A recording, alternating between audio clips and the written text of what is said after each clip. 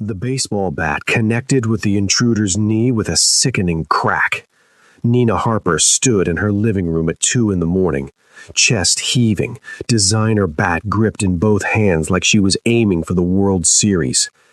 The man on her floor groaned, clutching his leg. Behind her, down the hallway, her 3-year-old twins slept peacefully, completely unaware that their mother had just gone full savage mode on someone stupid enough to break into their Gangnam apartment. "I called the police," Nina said, voice steady despite the adrenaline making her hands shake. "You've got about 4 minutes to explain why you're in my home before I aim higher." The intruder whimpered something incoherent. The front door exploded open. Park Jun-soo filled the doorway like a designer-suited nightmare, flanked by 2 men in black. His sharp eyes took in the scene in a millisecond. Nina with the bat, the bleeding intruder, the overturned lamp, her torn sleeve. Something dangerous flickered across his face, something that made the intruder try to crawl backward despite his shattered knee. "You," Nina said flatly, lowering the bat but not dropping it. "Of course it's you." Jin-soo's jaw tightened. He stepped inside, his men moving immediately to secure the intruder. "Are you hurt?" "I'm fine. I had it handled." "I can see that." His eyes lingered on the bat, then traveled to her face. For a moment, just a moment, something like admiration flickered in those cold, calculating eyes that had once looked at her with warmth. "The twins? Asleep, and you need to leave before they wake up and see—" She gestured vaguely at the chaos, "whatever this is. This is me making sure you're safe. I didn't ask for your protection. You didn't have to."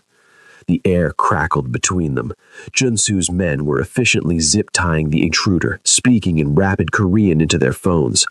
Nina knew she should be scared, should be questioning how Jun-soo arrived exactly 4 minutes after someone broke into her apartment, should be demanding answers.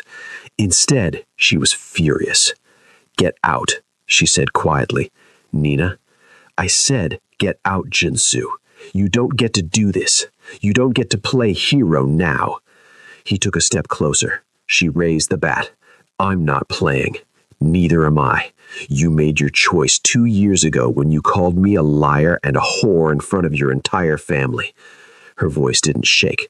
She'd had 2 years to perfect this ice-cold delivery. "You don't get to walk back into my life because you suddenly developed a conscience. I was wrong. Congratulations on your character development. Now leave." Jinsin's composure cracked just slightly. His hands flexed at his sides like he wanted to reach for her but knew better. "Those children are none of your business. They have my eyes, Nina. My birthmark. Did you really think I wouldn't notice?" The temperature in the room dropped 10 degrees. Nina's grip on the bat tightened. "Did you see us?" "When?" "Han River Park, 3 weeks ago. You were feeding them ice cream and laughing and—" He stopped, jaw working like the words were costing him something. "And I haven't been able to breathe properly since." "That sounds like a you problem." "Are they mine?" The question hung in the air like a blade. Nina smiled, and it was the cruelest expression Jun-soo had ever seen on her face. "What would it matter? You threw me away like garbage based on a lie. Even if they were yours, and I'm not confirming anything, why would I let you anywhere near them? So you can destroy them the way you destroyed me? I would never. You already did." She pointed the bat toward the door. "Leave now, before I call the real police and explain why Seoul's most notorious businessman is in my apartment at 2 a.m. Jin-soo's men were watching with barely concealed shock. Their boss didn't get talked to like this. Nobody talked to Park Jin-soo like this and lived to tell about it. He held her gaze for a long moment, and Nina saw something she'd never seen before in those ruthless eyes. Devastation. Real, raw, human devastation. "I'll leave," he said quietly, "but this conversation isn't over." "Yes, it is. It ended 2 years ago when you believed your cousin over me." She saw it land, the mention of Han Ji-yu. Jin-soo's expression shuddered completely. "What did you just say?" "Your precious cousin, the one who showed you those photos, The one you trusted more than the woman you claimed to love. Nina's laugh was bitter. Did you ever even ask yourself why Ji Woo would have photos of me kissing your rival? Did you question the timing, the convenience?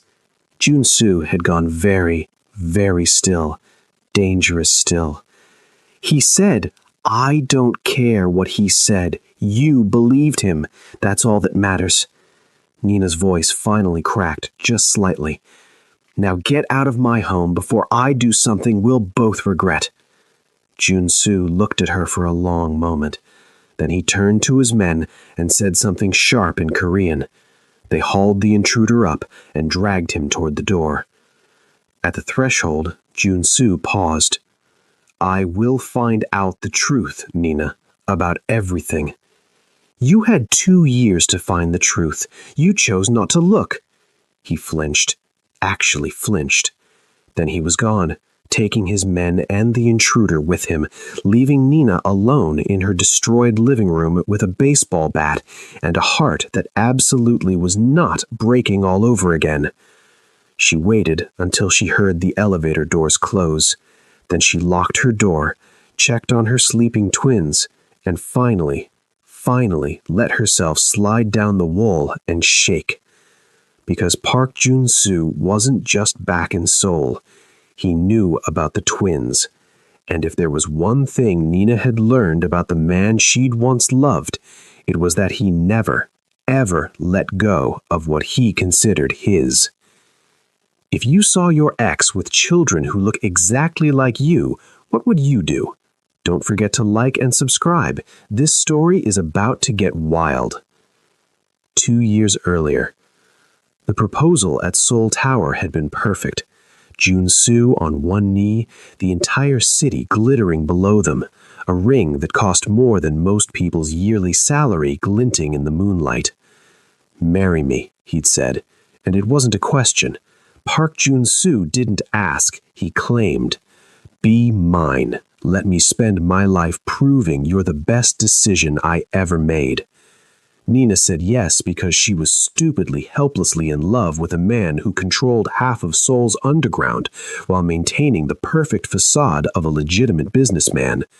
She'd said yes because when he'd looked at her, she felt seen in a way she'd never experienced.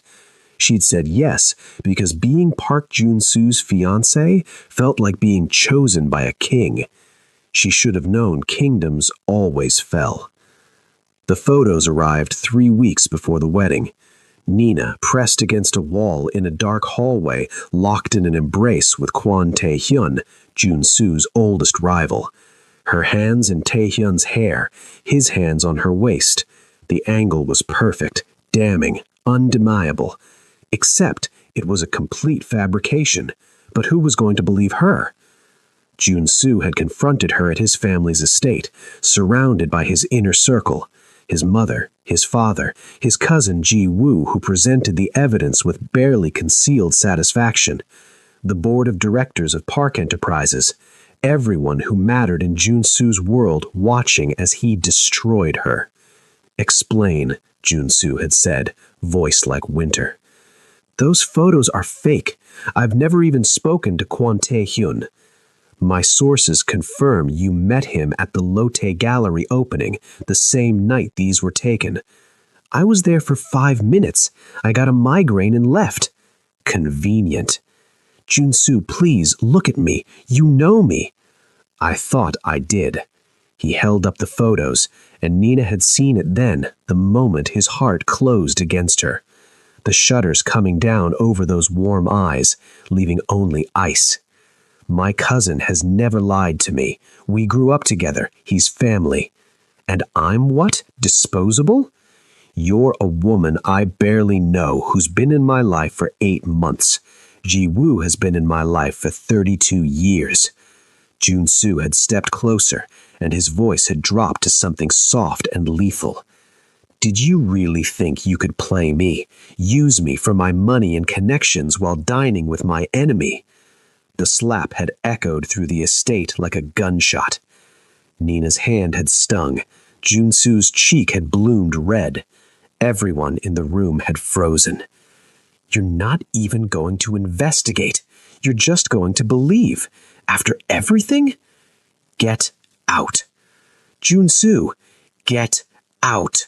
The roar had shaken the chandelier. You're not worthy of the Park name. You're not worthy of this family. And you're sure as hell not worthy of me. Nina left with her head high and her heart in pieces. She'd left Seoul 2 weeks later, moved back to New York, and discovered she was pregnant a month after that. She'd never told him. Why would she? He'd made it clear what he thought of her.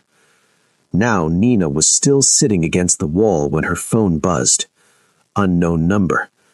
The intruder was hired to scare you. He'll be dealt with. I've stationed guards around your building. Don't bother arguing. They're staying. Her fingers flew over the keyboard. Remove them or I'm filing a restraining order. File whatever you want. My children's mother won't be unprotected. Your children? You ran a DNA test without my consent? The anger was blooming in her chest uncontrollably. The typing bubble appeared, disappeared, appeared again. Yes. Nina wanted to throw her phone. Instead, she typed, "You're unbelievable. I'm thorough. It's why I'm successful." She texted back immediately, "No, it's why you're alone." The typing bubble didn't reappear. Nina blocked the number, knowing it was futile. Park Jun-soo had infinite resources. If he wanted to contact her, he would. She was just putting her phone down when it rang from a different number. "You're persistent, I'll give you that." "We need to talk. Really talk." "We just did. It didn't go well, if you recall." "Nina," Jun-soo's voice was strained, raw in a way she'd never heard. "Please, one conversation. I'll answer any question you have. Complete honesty." "Why would I believe anything you say?" "Because I'm asking, not demanding. Because I know I don't deserve it. Because—" He stopped, and he heard him exhale shakily. "Because I've been in hell for 2 years, and seeing you with our children made me realize I put myself there." Nina closed her eyes. This was a mistake. Everything about engaging with Park Jun-soo was a mistake. But she'd come back to Seoul for a reason, and avoiding him forever wasn't realistic in a city where he owned half the real estate. "One conversation," she said. "Public place, daytime, and if you try anything, I won't." "You don't even know what I was going to say." "Doesn't matter. Whatever boundary you set, I'll respect it." He paused. "I'm trying to be different, Nina. I know you don't believe me, but I'm trying." "Trying isn't the same as succeeding." "I know. Will you give me the chance to prove it anyway?"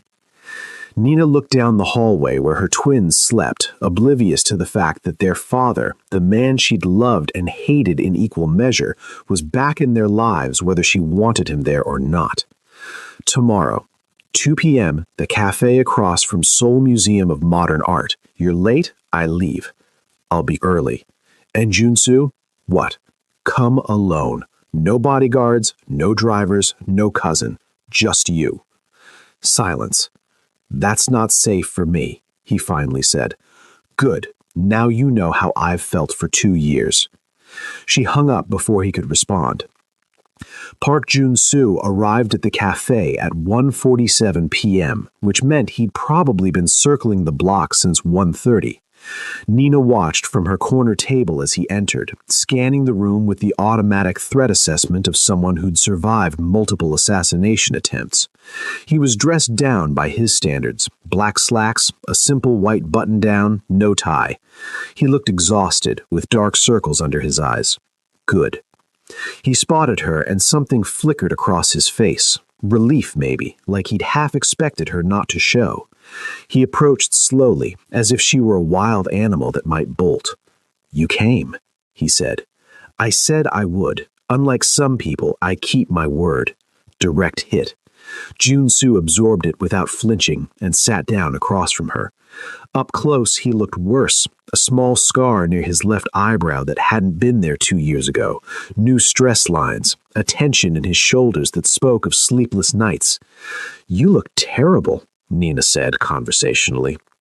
He smiled in that way that always somehow managed to make her weak. "You look beautiful." "Don't. It's not a strategy, it's a fact. You've always been beautiful, but now—" He stopped himself. "Sorry, you didn't come here for compliments." "I didn't come here for anything except answers." Nina folded her hands on the table. "So you said complete honesty. So let's start simple. Why now? You've known about the twins for 3 weeks. Why wait until someone broke into my apartment to make contact?" Junsu's jaw tightened. "I was investigating." "Investigating what?" "Everything. Your return to Seoul, your job at the museum, your apartment lease, your—" He stopped at her expression. "I know how it sounds." "Do you? Because it sounds like stalking." "I needed to understand, Nina. You disappeared for 2 years. No forwarding address, no contact information, nothing. Then suddenly you're back in Seoul with 2 children who are clearly mine, and you didn't tell me. I needed to know why." "You needed to know why?" Nina's laugh was sharp. "You called me unpleasant names and threw me out of your life. Why would I tell you anything?" "I was wrong." "We've established that. What I want to know is what made you realize it. Because from where I'm sitting, you only care now because of the twins. If I'd come back to Seoul without them, would you even have noticed me?" The question landed like a physical blow. Junsu looked away, out the window at Seoul traffic, and Nina saw his throat work. "I would have noticed," he said quietly. "I've had people monitoring for any sign of you since the day you left. Every Nina Harbor who entered Korea, every American matching your description, every art curator position posted in Seoul. I knew about your museum job before you accepted it." Nina's blood ran cold. "You've been tracking me for 2 years?" "Not tracking, watching, waiting, hoping you'd come back so I could grovel, apologize, beg you to let me explain." "Explain what? How you believed lies about me? How you humiliated me in front of your entire family? How you threw away what we had because your cousin showed you photos? Here's what I don't understand, Junsu. You destroyed us because you were scared. You couldn't just, I don't know, talk to me like a normal person?" "I'm a crime boss, Nina, not a therapist. Feelings aren't exactly my specialty." "Clearly." A waiter approached nervously. Junsu ordered an Americano without looking at the menu. Nina ordered the same, just to be difficult. When the waiter left, Junsu leaned forward. "Ask me," he said. "Whatever you need to know. I'll tell you the truth, even if it makes you hate me more." Nina considered. There were so many questions, so many things that had haunted her for 2 years, but only one really mattered. "Did you love me?" Junsu didn't hesitate. "Yes." "Do you still?" This time he did hesitate, and Nina saw the war playing out across his face, the instinct to protect himself versus the promise of complete honesty. "Yes," he finally said. "I never stopped. I tried. God knows I tried. I threw myself into work, into expanding the business, into—" He stopped abruptly. "Into Kongyonseo?" His silence was answer enough. Nina nodded slowly. "The prosecutor's daughter. I heard about the engagement. Very strategic. Her father drops some investigations, you get political connections, she gets the park name and money. Very transactional, very you." "It's not what you think." "Really? Because it sounds exactly like what I think." "I don't love her." "Does she know that?" Junsu's expression turned uncomfortable. "Yonseo understands the arrangement. This is a business merger, not a romance." "How modern of you." Nina smiled without warmth. "Tell me, does she know about the twins? About me?" She knows I had a relationship before her. She doesn't know about, he gestured vaguely, the specifics. The specifics being your children. Yes. You're engaged to another woman, and you're sitting here telling me you love me. Do you see the problem with that? The engagement is ending. Nina blinked. What? I'm breaking it off. I was going to do it the day I saw you in the park, but I needed to handle it carefully. Prosecutor Kong is not someone you simply... Junsu stopped at Nina's expression. You're angry. I'm furious. You don't get to blow up your life because you suddenly decided you want mine. I'm not a prize you can win back, Junsu. I'm a person you hurt. And those twins, they're happy and safe, and they don't need a father who's going to disrupt everything on a whim. This isn't a whim. No? What is it then? Junsu was quiet for a long moment. The waiter brought their coffee. Nina noticed Junsu's hands weren't quite steady as he reached for his cup. It's me finally being brave enough to fight for what matters, he said. I lost you once because I was a coward. I won't make that mistake again. You lost me because you chose to believe lies. You're right, I did, and I've spent every day since wondering if I destroyed the best thing in my life over manipulated photos and my own paranoia. He set down his cup. After you left, I couldn't let it go. Something about it bothered me. The photos were too perfect, too convenient, so I had them analyzed. Nina went very still. And? They were doctored, professionally. Someone took separate photos of you and Tae-hyun and merged them. The metadata showed they were edited the day before Ji-woo showed them to me. Junsu's voice was flat, emotionless, the tone he used when he was holding back something volcanic. I've known for 18 months that I destroyed our relationship over a lie. The cafe seemed to tilt sideways. 18 months, Nina repeated slowly. You've known for a year and a half that I never betrayed you? Yes. And you never reached out? Never tried to find me? Never... What would I have said? Sorry I called you a gold digger in front of my entire family? Sorry I chose my cousin over you? Sorry I was so goddamn broken that I couldn't recognize love when it was standing in front of me? He laughed bitterly. You were gone, Nina. You disappeared completely, and I convinced myself you were better off without me. That you'd moved on. That you'd found someone who deserved you. So you got engaged to someone else. I tried to move on. I failed spectacularly. Junsu met her eyes. The engagement to Yin-so was my father's idea. A way to secure political alliances. I went along with it because I was... He stopped. Empty, Nina finished softly. You were empty. Yes. They sat in silence. Around them, the cafe buzzed with normal people living normal lives, completely unaware that at table 7, 2 hearts were trying to figure out if they could ever beat in sync again. Ji-woo, Nina finally said. Does he know you discovered the truth? Junsu's expression went arctic. No. I've been very careful. He thinks he got away with it. Why haven't you dealt with him? Because I needed to understand why first. Ji-woo and I grew up together. We were like brothers. I needed to know what would drive him to destroy my life. Junsu's fingers drummed once on the table, the only sign of his agitation. I've been investigating, quietly, very quietly. And he's been embezzling from the family business for years. Small amounts, carefully hidden. I think he was afraid I'd discover it when I started merging our personal and professional finances after the engagement. You were a threat to his security, especially with your account management degree. Nina absorbed this. So he destroyed me to protect himself. Yes. And the break-in last night?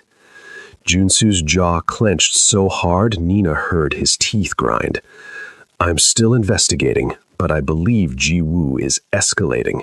He saw us at the museum gala last week. He knows I've seen the twins. He's panicking, which makes him dangerous, which is why you have guards whether you want them or not. Junsu leaned forward. I know you hate me. I know I don't deserve your forgiveness or your trust. But please, Nina, let me protect our children. Let me protect you.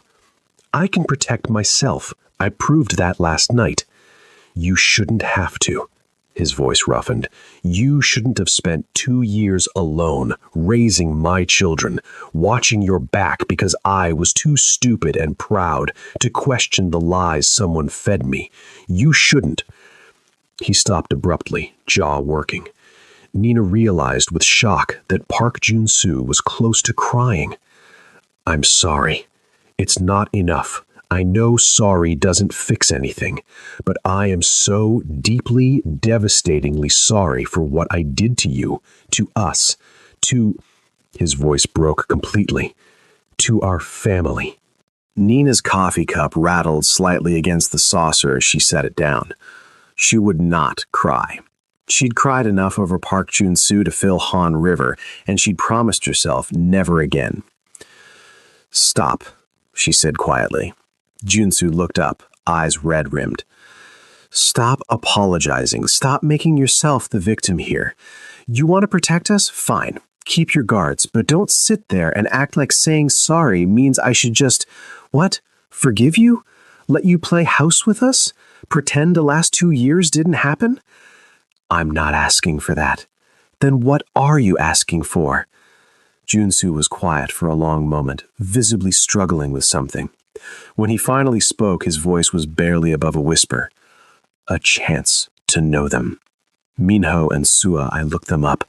I know their names, their birthdays, their favorite foods from the daycare reports my people acquired.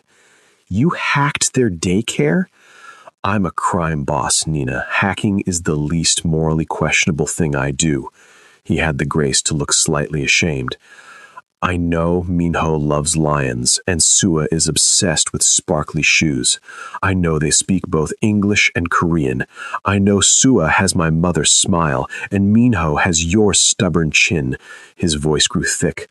I know everything about them except what they sound like, what they smell like, whether they laugh like you or scowl like me. I know nothing that matters. Nina's chest tightened painfully. They don't know you exist, she said.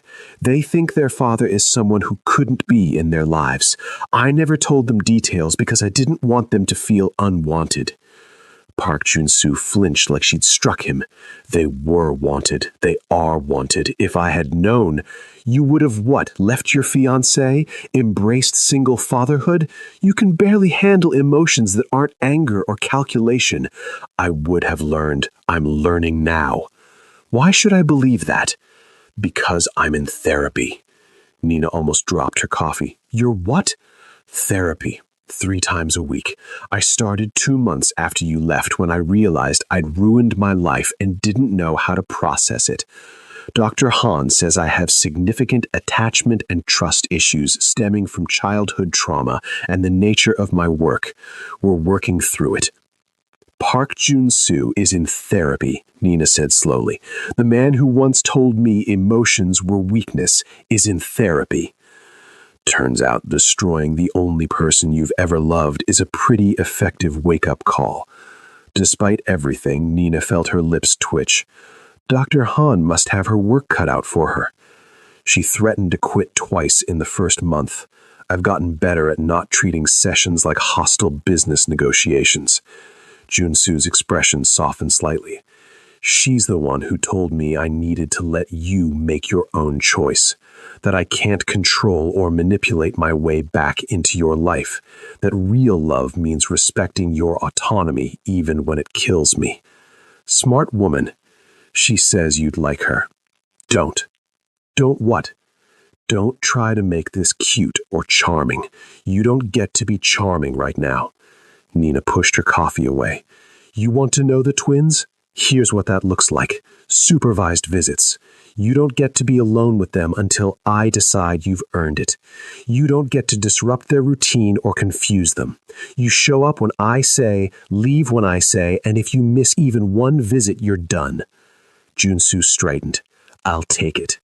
I'm not finished. You don't get to introduce them as your children until they're ready. You're mommy's friend until I say otherwise. You don't buy their love with expensive gifts. You don't use them as leverage against me. And if your cousin or your fiancé or anyone from your world tries to hurt them, they won't. I'll make sure of it. How? Ji Woo already sent someone to scare me.